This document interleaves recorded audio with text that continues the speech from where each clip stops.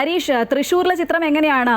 കോഴിക്കോട് വിനീഷ് പറയുന്നതാണെങ്കിൽ അവിടെ ഏകദേശം എല്ലാം പൂർത്തിയായി വരുന്നു എന്നുള്ളൊരു കാര്യം. തൃശ്ശൂരിൽ എങ്ങനെയാണ്? എല്ലാം പൂർത്തിയായോ? ആളുകൾ ഇപ്പോഴും ക്യൂവിൽ നിൽക്കുകയാണ്? എങ്ങനെയാണ് അവിടുത്തെ ഒരു ചിത്രം?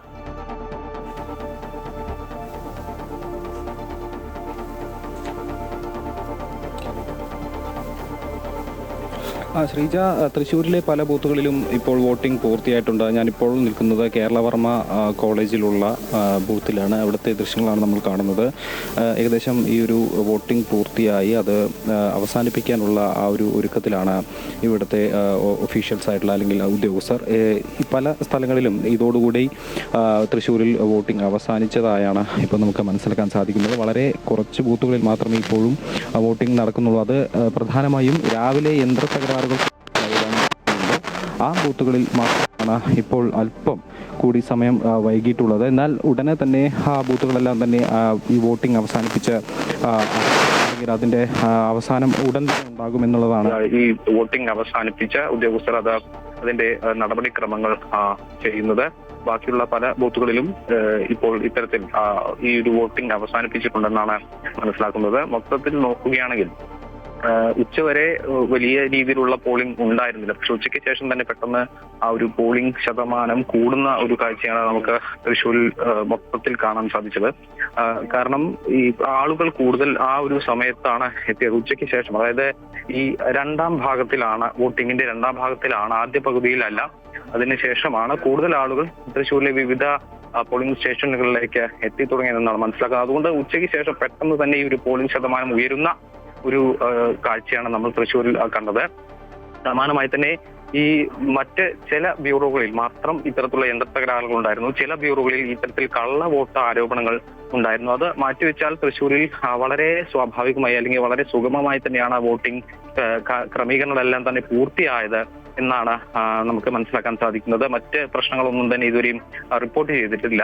ഈ വലിയ നേതാക്കൾ, അതായത് രാഷ്ട്രീയ നേതാക്കളാണെങ്കിലും സാംസ്കാരിക, സാമൂഹിക, സിനിമാ രംഗത്തെ പ്രമുഖരൊക്കെ ഈ ആദ്യ പകുതിയിൽ തന്നെ, അതായത് ഉച്ചയ്ക്ക് മുൻപ് തന്നെ വോട്ടിംഗ് രേഖപ്പെടുത്തി മടങ്ങിയിരുന്നു. അതിനുശേഷം സാധാരണ സമുദായ, അതായത് പൗരന്മാരെ, വോട്ടേഴ്സ്, അവരാണ് രണ്ടാം പകുതിയിൽ പ്രധാനമായും വോട്ട് ചെയ്തത്. അതായത് ജോലി കഴിഞ്ഞ് എത്തിയ ആളുകളുണ്ട്, ആദ്യം രാവിലെ ജോലിക്ക് പോയി അതിനുശേഷം എത്തിയ ആളുകളുണ്ട്. അത്തരത്തിൽ നോക്കുമ്പോൾ ഈ ഉച്ചയ്ക്ക് ശേഷം വലിയ രീതിയിൽ ഒരു പോളിംഗ് ഉയർന്ന ഒരു കാഴ്ച നമുക്ക് തൃശ്ശൂരിലെ വിവിധ ബ്യൂറോകളിൽ, വിവിധ സ്റ്റേഷനുകളിൽ, പോളിംഗ് സ്റ്റേഷനുകളിൽ നമുക്ക് കാണാൻ സാധിക്കുന്നുണ്ട്. അത്തരത്തിൽ വലിയ ഒരു ജനത്തിരക്ക്, രാവിലെ മുതൽ ഉള്ള ജനത്തിരക്ക് ഈ ഒരു അവസാന നിമിഷവും നീണ്ടു നിന്നു എന്ന് വേണം മനസ്സിലാക്കാൻ. എന്തായാലും 6 മണിയായതോടുകൂടി തന്നെ ഇവിടെയൊക്കെ ഈ ഒരു കേരള വർമ്മ കോളേജിലെ ഈ ഒരു വോട്ടിംഗ് അത് പൂർത്തിയാക്കി ഉദ്യോഗസ്ഥർ ആ ഒരു അവസാനഘട്ട നടപടിക്രമങ്ങളാണ് ഇപ്പോൾ ചെയ്തുകൊണ്ടിരിക്കുന്നത്. അതിനുശേഷം ഈ ഒരു വോട്ടിംഗ് പൂർണ്ണമായും അത് പൂർത്തിയായ ഒരു നിലയിലേക്കാണ് എത്തിയിട്ടുള്ളത്. അത്തരത്തിൽ മറ്റ് പോളിംഗ് സ്റ്റേഷനുകളും വലിയ രീതിയിൽ പ്രശ്നങ്ങളൊന്നും ഇല്ലാതെ തന്നെ അതിന്റെ ഈ വോട്ടിംഗിന്റെ അവസാന ഘട്ടത്തിലേക്ക് എത്തി എന്നുള്ളൊരു കാര്യമാണ് ഇപ്പോൾ നമുക്ക് മനസ്സിലാക്കാൻ സാധിക്കുന്നത്. ഈ തൃശ്ശൂരിനെ സംബന്ധിച്ച് വലിയ പ്രതീക്ഷ തന്നെയാണ് മൂന്ന് മുന്നണികൾ. ഹരീഷ്, ഈ കഴിഞ്ഞ തവണത്തെ വെച്ച് നോക്കുമ്പോൾ എങ്ങനെയാണ് ഒരു വ്യത്യാസം തോന്നുന്നത്? കാരണം കഴിഞ്ഞ തവണ നമുക്കറിയാം കോവിഡ് മഹാമാരി കാലത്തായിരുന്നു ഈ ഒരു പോളിംഗ് നടന്നത്. അന്ന് വലിയ തോതിൽ പോളിംഗ് ശതമാനം ഉയരുകയും ഇടതുപക്ഷത്തിന് അത് അനുകൂലമാവുകയും ഒക്കെ ചെയ്യുന്നത് നമ്മൾ കണ്ടു കഴിഞ്ഞു. ഇത്തവണ എങ്ങനെയായിരുന്നു ആ ഒരു രീതി? പ്രത്യേകിച്ച് നമുക്കറിയാം ഈ നിയമസഭാ തെരഞ്ഞെടുപ്പിന് മുന്നോട്ടുള്ള ഒരു സെമി ഫൈനലായിട്ടാണ് ഇതിനെ കാണുന്നത്. അതുകൊണ്ട് തന്നെ ആ ഒരു ആവേശം കൂടി ഉണ്ടായിരുന്നു. തീർച്ചയായും അത്തരത്തിൽ തന്നെയാണ്. കാരണം ഈ കോവിഡ് സമയമായതിനാൽ തന്നെ പല മാനദണ്ഡങ്ങൾ അല്ലെങ്കിൽ പല നിബന്ധനകളോടുകൂടിയായിരുന്നു ആ സമയത്ത് ഈ ഒരു തിരഞ്ഞെടുപ്പ് നടന്നത്. അതുകൊണ്ട് തന്നെ ഈ ആളുകളുടെ സാന്നിധ്യം അല്ലെങ്കിൽ വോട്ട് ചെയ്യാനെത്തുന്ന ആളുകൾ പൊതുവെ കുറവായിരുന്നു. പലരും പേടിച്ച് ഈ കോവിഡ് സമയമായതിനാൽ തന്നെ പുറത്തു വരാത്ത ഒരു സാഹചര്യം ഉണ്ടായിരുന്നു. സമ്പർക്കം ഉണ്ടാവുന്ന പേടിയുള്ളതിനാൽ തന്നെ പലരും വോട്ട് ചെയ്യാൻ എത്താത്ത ഒരു സാഹചര്യം ആ ഒരു സമയത്തൊക്കെ ഉണ്ടായിരുന്നു. പക്ഷെ അതിൽ നിന്നെല്ലാം വ്യത്യസ്തമായി ഇന്ന് ഇത്തരത്തിൽ മറ്റു പ്രശ്നങ്ങളൊന്നും ഇല്ലാത്തത് കൊണ്ട് തന്നെ നിരവധി ആളുകളാണ് വോട്ട് ചെയ്യാൻ എത്തിയത്.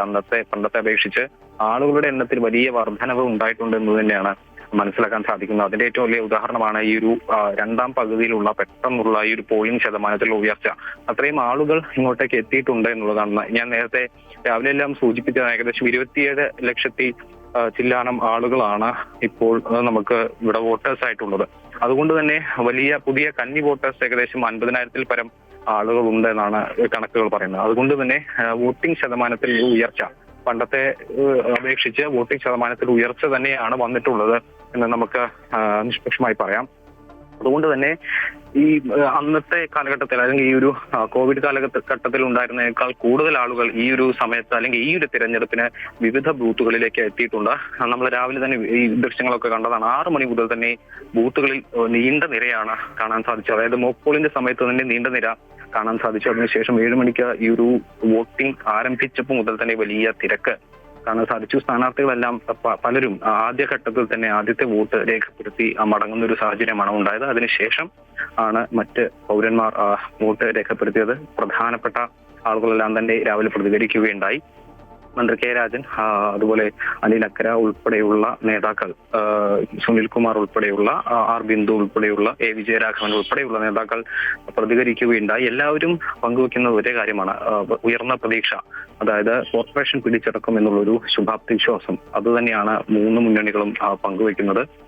പ്രത്യേകിച്ചും CPM-നെ സംബന്ധിച്ചിടത്തോളം ഒരു ഭരണ തുടർച്ച ഉണ്ടാകുമെന്ന് പറയുന്നു. കോൺഗ്രസും BJP-യും ഒരു ഭരണ മാറ്റം ഉണ്ടാകുമെന്ന് പറയുന്നു. അത്തരത്തിൽ വലിയ രീതിയിലുള്ള ഒരു ആത്മവിശ്വാസം പ്രകടിപ്പിച്ചുകൊണ്ട് തന്നെയാണ് 3 മുന്നണിയുടെയും സ്ഥാനാർത്ഥികളും പ്രവർത്തകരും നേതാക്കളുമൊക്കെ നമ്മോട് സംസാരിച്ചതും അവരെ ആത്മവിശ്വാസം പങ്കുവച്ചതും. അത്തരത്തിലുള്ള ഒരു വാശിയേറിയ പോരാട്ടമാണ് തൃശ്ശൂരിൽ കാലങ്ങളായി നമ്മൾ കണ്ടുകൊണ്ടിരിക്കുന്ന ഒരു ത്രികോണ മത്സരം എന്നൊക്കെ പറയത്തക്ക രീതിയിൽ ഉള്ള ഒരു മത്സരം. അത്രത്തോളം 3 മുന്നണികളും ശക്തി നേടിയിരിക്കുന്നു തൃശ്ശൂരിൽ എന്ന് വേണം പറയാൻ. ഇനി ആര് ജയിക്കും അല്ലെങ്കിൽ ആരെടുക്കും തൃശ്ശൂർ എന്ന് കണ്ട് അല്ലെങ്കിൽ അതിനു വേണ്ടിയുള്ള ഒരു കാത്തിരിപ്പ് അത് മാത്രമാണ് നമുക്ക് മുന്നിലുള്ളത്. എന്തായാലും ആ ഒരു വിധി നിർണയത്തിന്റെ നാളുകൾക്ക് വേണ്ടിയുള്ള കാത്തിരിപ്പാണ്. ആ ഒരു ദിവസങ്ങളിൽ മാത്രമേ നമുക്ക് അതിൽ പൂർണ്ണമായ ഒരു കാര്യം അത് തീരുമാനിക്കേണ്ടത് ജനങ്ങൾ തന്നെയാണ്. ജനമനസ്സ് എന്താണ്, തൃശ്ശൂരിന്റെ ജനമനസ്സ് എന്താണെന്ന് നമുക്ക് 13 തീർച്ചയായും വിമത സ്ഥാനാർത്ഥി കോർപ്പറേഷൻ ഭരണം തന്നെ UDF-ൽ നിന്ന് തട്ടിയെടുത്തതാണ് തൃശ്ശൂരിൽ നമ്മൾ കണ്ടത്. 4 പതിറ്റാണ്ടൊപ്പം നിന്ന MK വർഗീസിന് സീറ്റ് കൊടുക്കാത്തതിൽ കോൺഗ്രസിന് വലിയ വില തന്നെ അന്ന് നൽകേണ്ടി വന്നു. 55-ൽ 24 വീതം LDF-ഉം UDF-ഉം നേടി വിമതനെ മേയറാക്കി 5 വർഷമാണ് അവർ ഭരിച്ചത്. എന്തായാലും പിന്നീട് മേയറുടെ BJP താല്പര്യവും ആ ഒരു ചായവും ഒക്കെ കണ്ടു. അതൊക്കെ വലിയ വാർത്തയായി, വിവാദമായി. അതിനുശേഷം അത് വാർത്തകൾ ഒത്തിരി നിറഞ്ഞതാണ്. അങ്ങനെ അഭിമാന പോരാട്ടം തന്നെയാണ്. BJP-യെ സംബന്ധിച്ചും അവർ ഏറ്റവും കൂടുതൽ ശ്രദ്ധ വയ്ക്കുന്ന ഒരു കോർപ്പറേഷനും കൂടിയാണ്. പാർലമെന്റിൽ സുരേഷ് ഗോപിക്ക് 35 ഡിവിഷനിലധികം മേൽക്കോയ്മയുണ്ടായിരുന്നു. 6 സീറ്റ് കഴിഞ്ഞ തവണ കിട്ടി. ഇത്തവണ 56 സീറ്റാണ്. ഇടത് വലത് മുന്നണികൾക്ക് വിമതർ വലിയൊരു ഭീഷണിയായിട്ട് രംഗത്തുണ്ട്.